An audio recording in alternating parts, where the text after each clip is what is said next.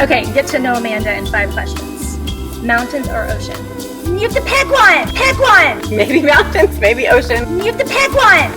Oh, it depends on the time of day. You have to pick one! High heels or flats? Flats. Heels are a waste of energy. Coffee or tea? Oh, it depends on the time of day. Go for 5 coffees. Dogs or cats? Cats for sure. I don't have time for dogs. Ariel or Cinderella? My collection's complete. Little Mermaid. Woohoo! Okay. Hi, Amanda. Hi, Jen Scott. I have my coffee. What do you have? Water with lemon. Okay, that's not really working, but it'll be fine. Okay. We're pastors in carts with coffee. Okay. That's the title of this video montage, and so first things first. Johnny sent me out to find T-shirts that represent our leaders here, and I got Toy Stories because you work with kids. You've got a friend in me. Tell me about your family. We have Benson and I have Gavin, our oldest is 12, Nolan who's 8, and Briella who's 2. We weren't planning on them being that far apart, but you know, God. And let's see, they are all different age groups, all different stages, and we're a giant mess. As every good family is. And a little bit about us, what we like to do. One of them would say swimming. Okay. All together, okay. Which, you know, Mom and Dad avoid getting in the pool at all costs. Because then we have to throw them and it's just a lot of work. Yeah. And bike rides. I would say bike rides for sure. So tell me your favorite Bible story, like that you would tell a preschooler. I love telling every story. That's really not fair. I love telling Jonah and the whale because we always use a little kid's pop-up tent as a prop. And so the storyteller gets to spit themselves out of this giant whale tent thing roll out onto the floor. That is awesome. But I was going to ask us to quickly act out your favorite scene in scriptures. Pretend like I'm a preschooler. Once upon a time, Jonah, I want you to go to Nineveh. People in Nineveh were me. So Jonah decided to come up with another plan. Friends, that's not a good idea. He traveled until he got to the edge of the land, and he had to get on a boat to go any farther. No! Some bad things started to happen. Teacher, what bad things? Rain started to pour down. It's so windy! And he knew that he was supposed to obey God instead of going his own way.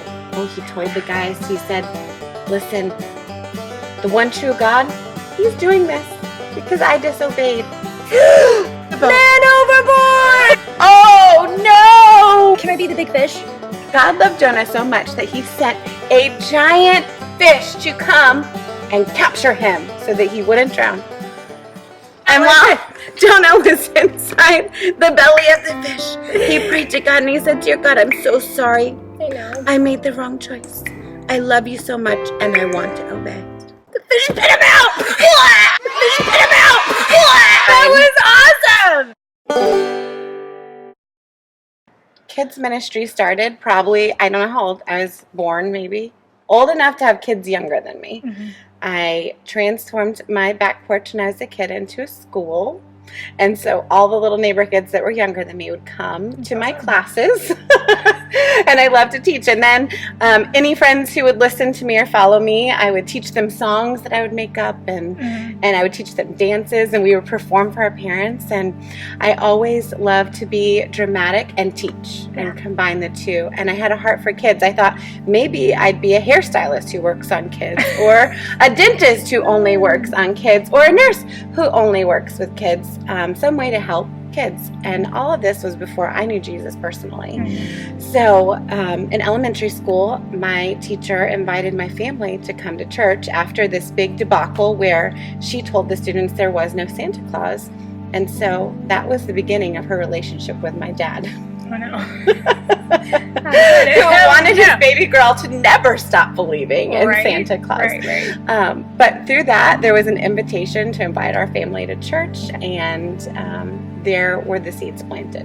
So these teaching abilities and these dramatic abilities tied in with Jesus. just made a difference in my heart. And so grow up, fast forward, my first job was at a preschool.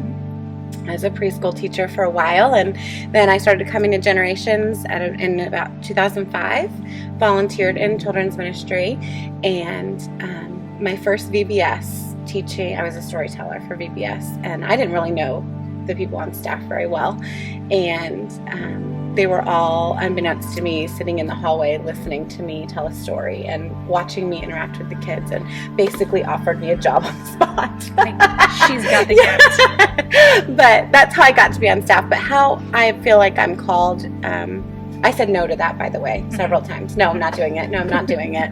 And after learning about kids, their development, after learning about all these Pew Research studies about how kids are more likely to accept Christ in their childhood, that their moral foundation is formed by their age 9, that 80% of what you know today you learn by your 3rd birthday, like learning all those statistics, having my heart for teaching, knowing what Jesus says about kids in the Bible, I knew without a doubt that ministry to children is the most important mission field on the planet. And that, with the gifts that God had already hardwired deep down inside of me, there is no place I'd rather be. That's awesome. No place. It is a gift. And you share that well, and I love it. I love to see you talk with kids and families. So thank you. Yeah. Our question. Well, I would say, 1, can you make yourself available for just an hour or so a week? And 2, I would say, do you want to make a difference in the heart of the families in this community? And if you say yes to those 2 things, then I'll find out more about who you are and how you're made, and we'll find a perfect place for you. You want to work with preschoolers? Find Amanda. Love you, Amanda. Over and out. Okay. This is why she teaches preschool.